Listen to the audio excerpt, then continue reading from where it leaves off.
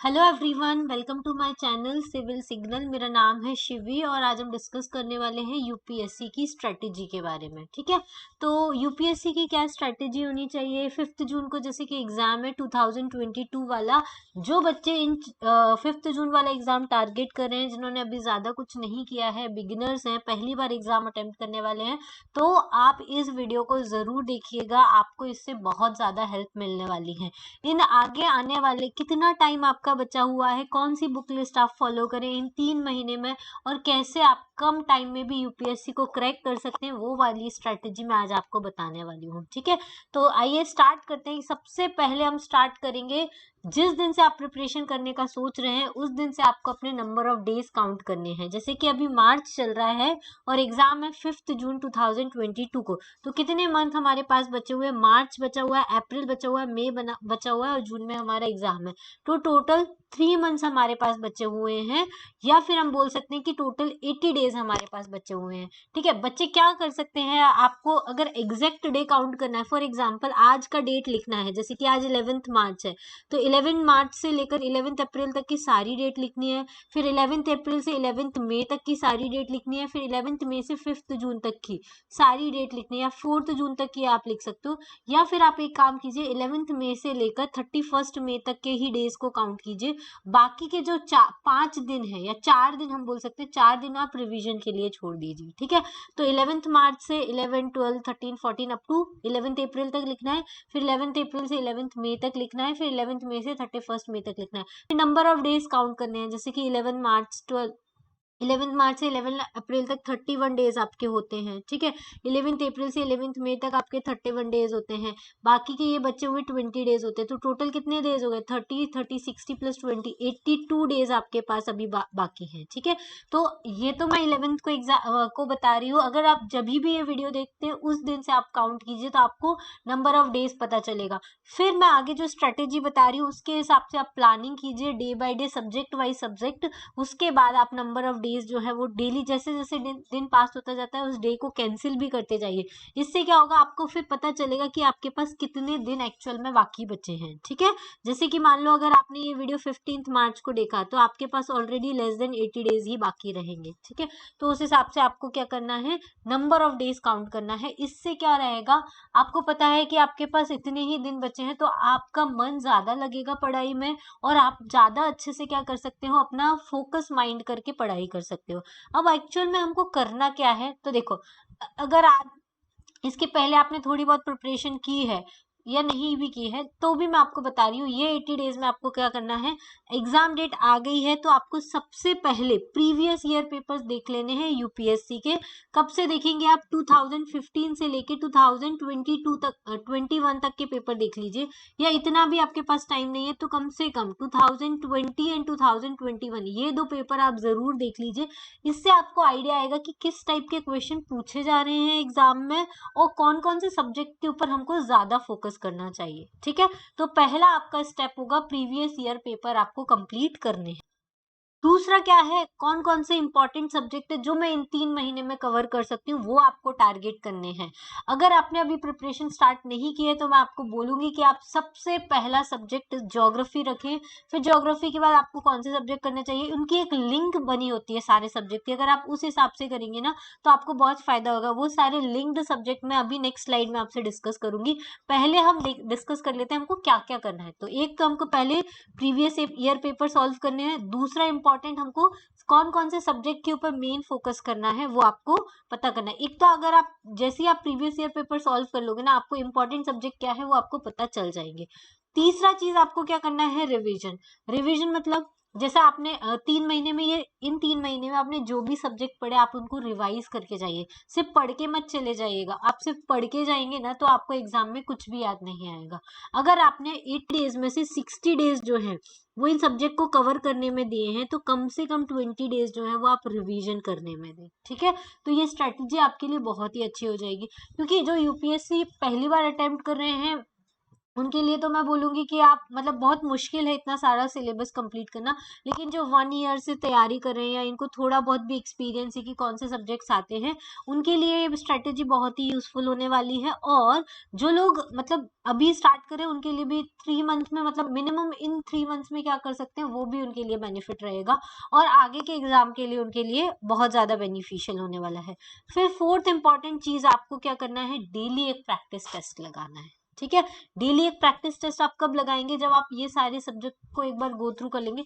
जिन्होंने पहले से पढ़ा हुआ है वो उनके लिए मैं एक स्ट्रेटेजी बताऊंगी कि कैसे इन 60 डेज में आपको जल्दी से सारे सिलेबस खत्म कर लेना है और टेस्ट प्रैक्टिस करना है। आपका एक सब्जेक्ट होता है, सब्जेक्ट वाइज टेस्ट प्रैक्टिस कीजिए। जैसे फॉर एग्जांपल अगर आपका हिस्ट्री कंप्लीट हो गया तो हिस्ट्री का टेस्ट लगाइए, ज्योग्राफी का हो गया है तो ज्योग्राफी का टेस्ट लगाइए, एक कोई भी टेस्ट सीरीज ज्वाइन कर लीजिए। बेस्ट टेस्ट सीरीज है विजन आईएएस की टेस्ट सीरीज आप ज्वाइन कर सकते हैं। ठीक है, चलिए इसके बाद हम देखेंगे कि कौन कौन से इंपॉर्टेंट सब्जेक्ट हमको करने हैं। तो मैंने जैसे बताया आपको, सबसे पहले आप ज्योग्राफी से स्टार्ट कीजिए। अगर आपने अभी बिल्कुल भी पढ़ाई नहीं की, आपने पढ़ाई स्टार्ट नहीं की, आपने प्रैक्टिस स्टार्ट नहीं की है या कर भी दी है, तो आप क्या करिए, ज्योग्राफी से स्टार्ट कीजिए। क्योंकि ज्योग्राफी क्या होता है, एक इजी सब्जेक्ट है और इसमें आपको पढ़ना ज्यादा कुछ नहीं है, आपको क्लास 6 से लेके 12th तक की एनसीईआरटीज पढ़नी है, तो वो बहुत इजी रहेंगी आपके लिए। तो ज्योग्राफी से आप हमेशा पढ़ना स्टार्ट कीजिए, फिर ज्योग्राफी के क्वेश्चंस लगाइए। ठीक है, फिर दूसरा आपका इंपॉर्टेंट सब्जेक्ट होना चाहिए ज्योग्राफी खत्म होने के बाद, पॉलिटी। ठीक है, पॉलिटी को मैं कैसे पूरी पॉलिटी आपको कहाँ से पढ़नी है, तो आपको एम लक्ष्मीकांत से पढ़नी है, पूरी एम लक्ष्मीकांत। अभी तो अगर आपने नहीं नहीं की है तो आप बहुत मुश्किल है, पर ट्राई कर सकते हैं करने का। लेकिन जिन बच्चों ने एक बार भी अगर एम लक्ष्मीकांत की है तो वो 10 से 15 दिन में पूरी की पूरी एम लक्ष्मीकांत रिवाइज कर सकता है। एम लक्ष्मीकांत रिवाइज करने के बाद आपको क्या करने हैं, विजन आईएएस के जो क्वेश्चन है या टेस्ट सीरीज है उसके क्वेश्चंस जो है वो सॉल्व करने हैं। ठीक है, फिर हिस्ट्री करना है। हिस्ट्री में 3 पार्ट होते हैं, एंशियंट हिस्ट्री होता है, मिडिवल हिस्ट्री होता है, मॉडर्न हिस्ट्री होता है। एंशियंट और मिडिवल के लिए आप तमिलनाडु की क्लास 11th और 12th की बुक फॉलो कर सकते हैं। मॉडर्न हिस्ट्री के लिए आप स्पेक्ट्रम को फॉलो कीजिए। ठीक है, स्पेक्ट्रम आपके लिए बहुत यूजफुल रहेगा। स्पेक्ट्रम से डायरेक्ट क्वेश्चन आपको यूपीएससी के एग्जाम में देखने को मिलेंगे। क्लियर। फिर इकोनॉमी के लिए आप क्या कीजिए, रमेश सिंह आप कर सकते हैं। रमेश सिंह में आप पूरा रमेश सिंह पढ़ सकते हैं। उसमें बैंकिंग सिस्टम क्या होता है, जीडीपी क्या होता है, एनडीपी क्या होता है, इनमें क्या डिफरेंसेस होते हैं, बैंकिंग सिस्टम क्या होता है, फिर हमारा बजट कैसे बना, फिर ग्रीन रेवोल्यूशन में क्या क्या हुआ, एग्रीकल्चर इकोनॉमी कैसे डेवलप हुई, ये सब कुछ आपको इकोनॉमी में पढ़ना है। उसके बाद अगर आपको रमेश सिंह, अगर आपके पास उतना भी टाइम नहीं बचा है तो आप इकोनॉमी में ये 2 चीजें करके चले जाइएगा, बजट एंड इकोनॉमिक सर्वे 2022 का। इससे आपके बहुत सारे क्वेश्चंस आने की संभावनाएं होंगी। ठीक है, फिर आपको करना है करंट अफेयर्स। देखिए, करंट अफेयर्स के लिए आपके पास या तो आपने साल भर से प्रिपरेशन की हो तो आपने करंट अफेयर्स किए होंगे, या तो आप मंथली मैगजीन पढ़ते होंगे विजन आईएएस की, या फिर डेली द हिंदू न्यूज़पेपर पढ़ते होंगे। और सबसे अच्छा तरीका है करंट अफेयर्स प्रिपेयर करने का, अभी विजन आईएएस का पीटी 365 लॉन्च होने वाला है, जिसमें पूरा 1 ईयर का करंट अफेयर आएगा टॉपिक वाइज मतलब हिस्ट्री के करंट अफेयर्स, पॉलिटी के करंट अफेयर्स, फिर इकोनॉमी से रिलेटेड करंट अफेयर्स आएंगे, फिर साइंस एंड टेक से रिलेटेड आएंगे, एनवायरमेंट से रिलेटेड आएंगे। तो ऐसे उसमें टॉपिक वाइज करंट अफेयर्स होते हैं। पीटी 365 जो है वो 22 मार्च को लॉन्च होने वाला है। ठीक है, आप उसके वीडियोस जो है वो भी मेरे चैनल पर देख सकते हैं। अगर आपने प्रिपरेशन नहीं की है तो मैं 22 मार्च से ही लॉन्च करने वाली हूँ, आप वहां से देख सकते हैं। फिर साइंस एंड टेक को आपको अलग से करने की जरूरत नहीं है, पीटी 365 का जितना साइंस एंड टेक वाला पोर्शन है वो आप कंप्लीट कर लीजिए, तो आपका साइंस एंड टेक के क्वेश्चन बन जाएंगे। साइंस एंड टेक में एक और इम्पोर्टेंट चीज आता है, इकोलॉजी एंड एनवायरमेंट। ठीक है, इकोलॉजी एंड एनवायरमेंट के लिए आपको क्या करना है वो मैं बताती हूँ अभी। वैसे आप एनवायरमेंट के जो करंट अफेयर्स है वो तो आप पीटी 365 से कंप्लीट कर ही सकते हैं। उसके अलावा एनवायरमेंट एंड इकोलॉजी के लिए बुक लिस्ट होती है, जिसमें आपको 12th बायो का यूनिट 10 करना होता है, उतना ही सफिशिएंट होता है। तो ठीक है, तो ज्योग्राफी से आपको स्टार्ट करना है, क्लास 6 से लेके 12th तक की एनसीईआरटी है ये। आप अगर आप लोगों ने पहले नहीं पढ़ा है तो आप, मेरे चैनल का नाम है सिविल सिग्नल, आप वहां से भी कर सकते हो। सिविल सिग्नल पर मैंने पूरे की पूरी अपडेट किया हुआ है, पूरी समरी वीडियोस मैंने डाले हुए हैं। इवन उसमें एनसीईआरटी के क्विक रिवीजन वीडियोस भी हैं। क्विक रिवीजन मतलब आप 1 घंटे में 2 घंटे में क्या कर सकते हैं, जैसे मैंने क्लास 6 की एनसीईआरटी है, उसमें 1.5 घंटे में आप पूरा क्लास 6 की एनसीईआरटी के पूरे 6-7 चैप्टर जितने हैं उतने रिवाइज कर सकते हैं। क्लास 7 की फुल एनसीईआरटी है जिसमें आप 2 घंटे में पूरे के पूरे 9-10 चैप्टर उसके रिवाइज कर सकते हैं।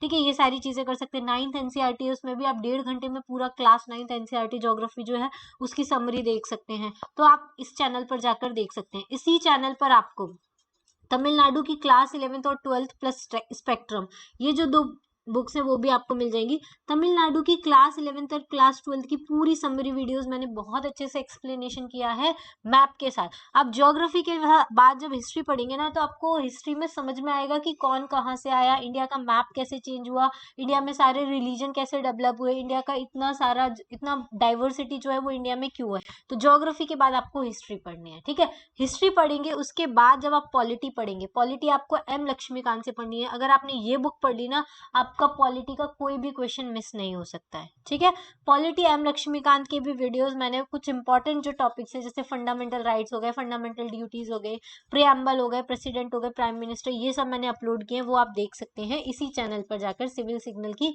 प्लेलिस्ट में बना हुआ है। ठीक है, जब आप ज्योग्राफी पढ़ लेंगे, फिर हिस्ट्री पढ़ लेंगे, उसके बाद आप पॉलिटी पढ़ेंगे ना, तो आपको समझ में आएगा कि कैसे पॉलिटिकल सिस्टम या कॉन्स्टिट्यूशनल सिस्टम जो है वो डेवलप हुआ है।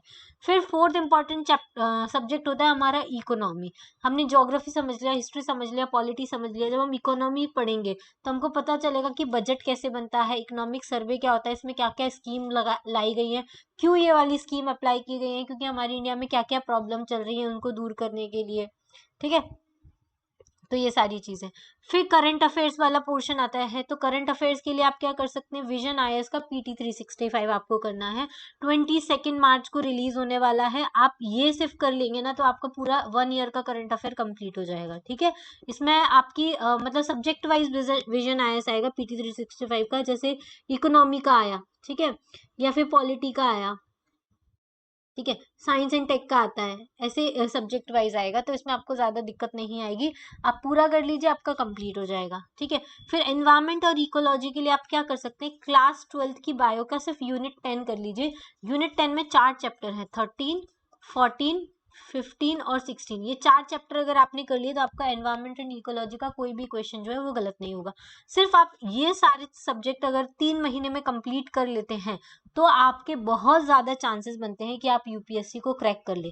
और साथ में आपको करंट अफेयर्स के लिए विजन आईएएस पीटी 365 कर लेनी है और विजन आईएएस की टेस्ट सीरीज करनी है।